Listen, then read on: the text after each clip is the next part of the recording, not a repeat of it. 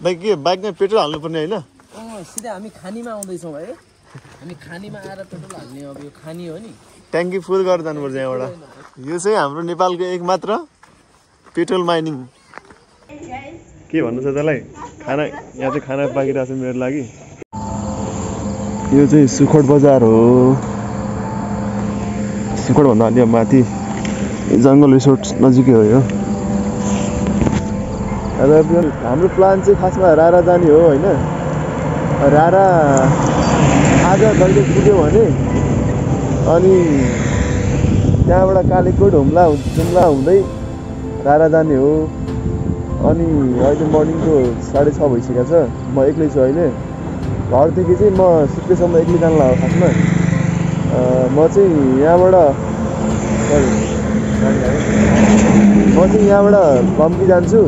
लम्कीबाट टिकापुर हुँदै कोठिया घाटको पुल हुँदै, कोठिया घाट भनेको चाहिँ नेपालको लामो पुल हो होइन। त्यो पक्की पुलहरूमा चाहिँ त्यहाँबाट नेपालगञ्ज निस्किने, त्यहाँबाट कोलपुर हुँदै सुर्खेत जाने हो होइन। म फर्स्ट टाइम गइरहेको हो यसरी सोलो राइडमा चाहिँ। लगभग मेरो आज 200 किलोमिटर जति एक्लै जानुपर्छ जस्तो छ मलाई होइन। मर्निङमा यस्तो मजाको भ्यू हेर्दै गइरहेको छु म होइन। रमाइलो हुन्छ टक्क सनराइज हुँदै।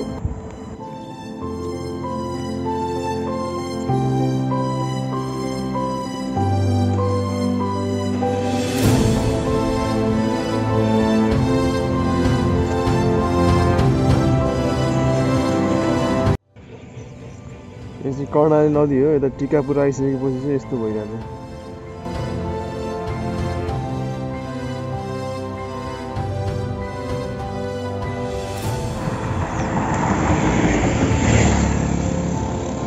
म चाहिँ अहिले कोठिया घाट पुगिसकेको छु। यो पुल भनेको चाहिँ नेपालकै लामो पुल बर्दिया जिल्लामा छ होइन। यता चाहिँ यो बर्दिया राष्ट्रिय निकुञ्ज हो। यता पनि त्यही नै हो सायद। राम्रै देखिरहेको छ।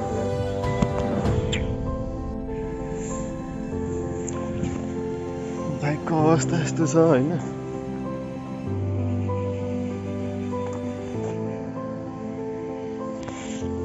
म चाहिँ नेपालगञ्ज पुगिसकेँ भर्खरै 9 बज्यो अहिले चाहिँ। मलाई 2 घन्टा 2.5 घन्टा लागेको छ घरदेखि यहाँ पुग्नलाई चाहिँ। यो चाहिँ हाम्रो दादाहरूको पसल हो। बडी केदार इन्टरप्राइजेस भन्ने।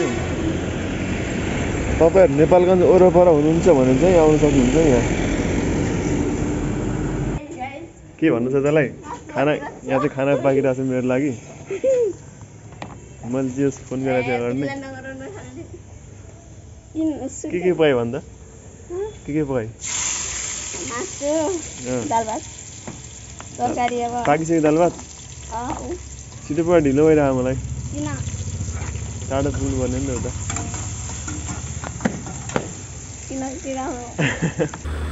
राकम दैलेख भन्दा यतैहरूको उता हो। दैलेखै हो कि? दैलेख बजार यो हो। दैलेखबाट अनि यता लाग्ने पर्छ जुन बाटो जाउँ भन्दै छ कि त्यही बाटो टच गर्ने हामी त लामो बाटो छ त। अहिले 60 किलोमिटर लामो बाटो जानु लाग्यो अहिले। बढियामा घर छैन बनडा पर्कासरको पहाड त्यही बाटो हुँदै जान्छु अहिले। माथि गयो होटलमा बढीमा तिरे पैसा खानाको तिर्नु पर्ला। जुगाडवाला हो त फेरि। डिलरहरू के आफ्नै होटल हुन्छ कि? डिलर छ, डिलरको होटल छ त्यहाँ। एउटा मेरो भाइ एकदम मित्र भाइ छ। राकममा? राना वहीँ के माथि हामी गएर राना बस्ने त्यही त हो होटल। रारासम्म नै बाइक जान्छ दाइ? किन जान्न र? तालसम्मै जान्न, यतासम्म जान्छ। त्यहाँ राखेर होटलमा राखेर हिँडेर जान्छौँ नि अब। ठिक छ। हामी कहिले पुग्छौँ त उता? अनि हामी घर 2 बजे 2 गते पुग्छौँ। घर नै कि उता राकम के रे वहाँ रारा? रारा हामी आज चाहिँ भोलि चाहिँ गऱ्यो भने पर्सि पुग्छौँ हामी रारा। नभए अब हेरौँ कस्तो हुन्छ माहौल, नत्र पर्सि पुग्छौँ।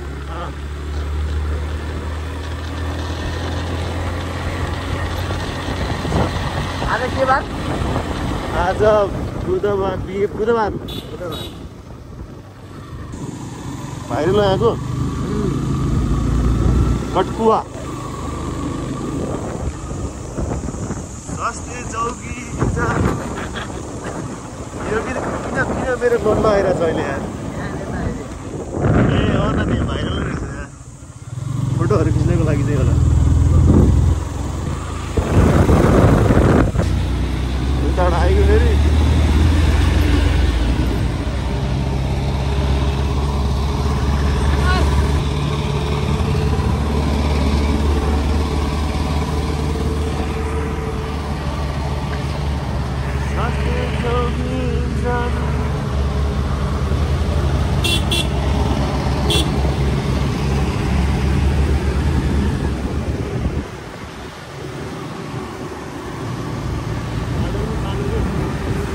यो त के हो भाइ अहिले जुम्ला हेर्ला छोडी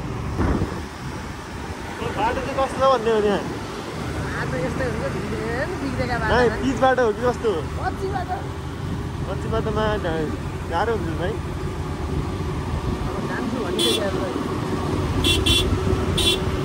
अफरोडै जानु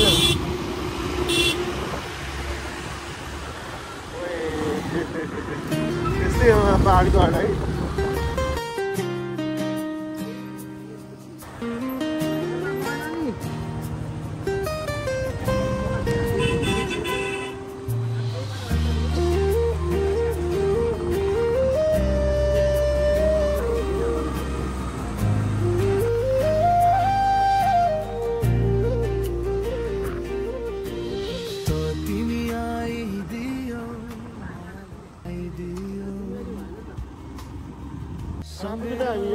अहिले बजार डिलर पनि आयो होइन अब अहिले बजारमा पाल्नुहुने डिलर आउनु कति छ डिलर आउन 1 किलोमिटर हो बजार त आएकै नि त हस्पिटल त आयो त अहिले बजार सुरु भयो अब यहाँ यहाँबाट सुरु हो अलिअलि उता त मेनवाला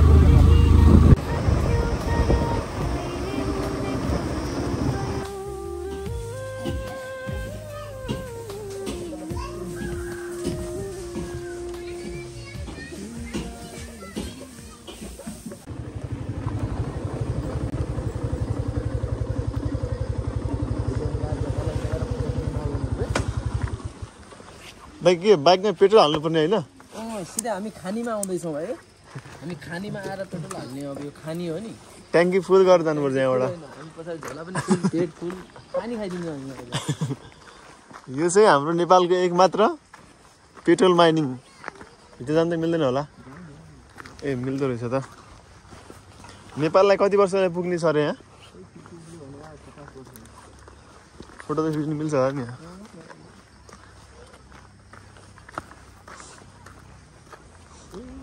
यो चाहिँ नेपालको एकमात्र पेट्रोल निकालेको ठाउँ यहाँबाट आर्मी थियो त अहिले खै कहाँ पठायो होला नि दैलेखको जलदैले भन्ने ठाउँ भन्दा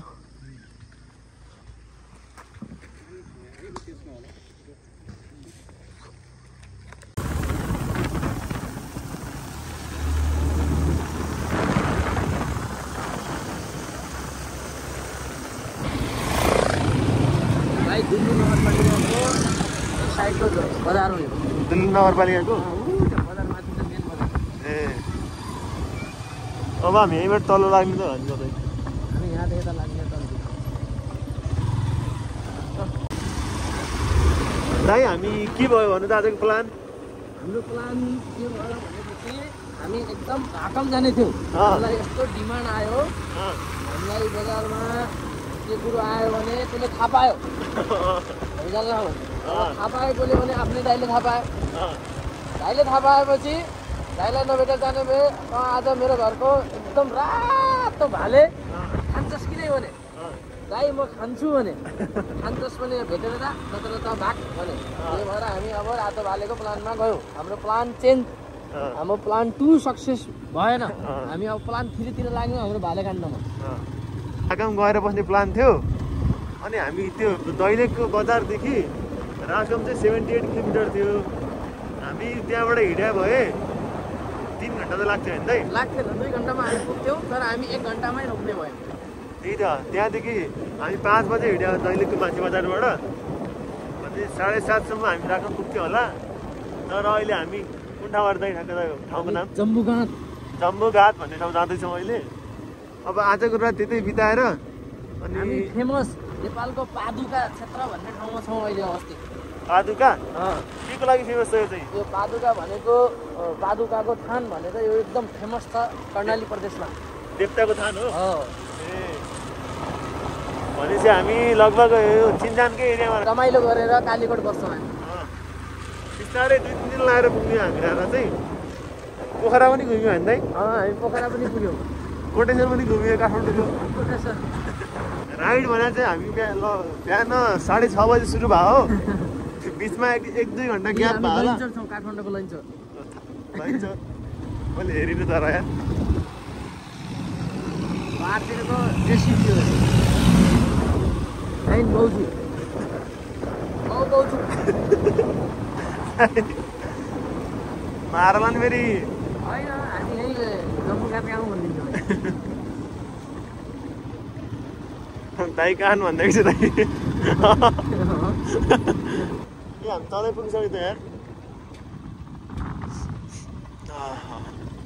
सोचिरहेको छु कताबाट हाल्दा ठिक होला यस्तो बाटो छ हेर बाटो अफरोड छ अलिक बढी नै तर अहिले बाटो चाहिँ जे होस् राम्रो छ है त यो मध्य पहाडी लोकमार्ग हो